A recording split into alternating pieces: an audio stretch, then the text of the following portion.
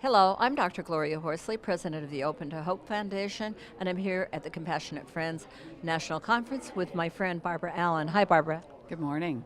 Now, one of the things that Barbara has done is she's become an advocate because she's had substance abuse loss in her family. So there are a couple of things that we want to talk about today, and one of them is the Good Samaritan law, and one of them is related to naloxone, which can reverse the effects of some drug overdose.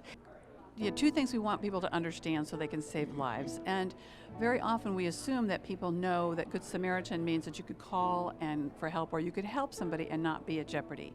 But when you add substances into the dynamic, in many states, if you have a loved one who is in jeopardy of being an overdose and you call 911, if there are paraphernalia or other substances around, you could be at risk of being arrested yourself. Yeah, and that may be other people that are using in the house too.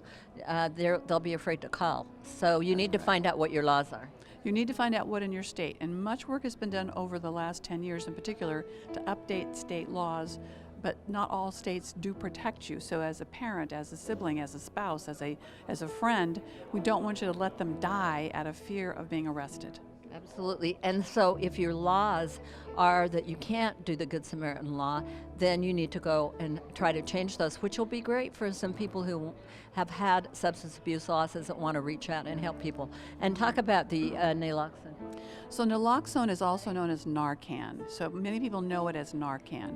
Naloxone is an opioid overdose or reversal, and it's actually very easy to administer. It can be a nasal spray, and they do have some injectables. It's been carried by law enforcement, especially fire departments, for like 40 years. It's almost no negative reaction if you inappropriately give it to somebody. But today, anybody can be trained on it depending on, again, their state laws. So for example, my husband and I are trained in carrying naloxone. So And what state are you in? I'm in Maryland. And we work at the national levels as well, but state to state it's slightly different. So yes, it's absolutely critical that our first responders carry naloxone at all times. It would have saved my son's life.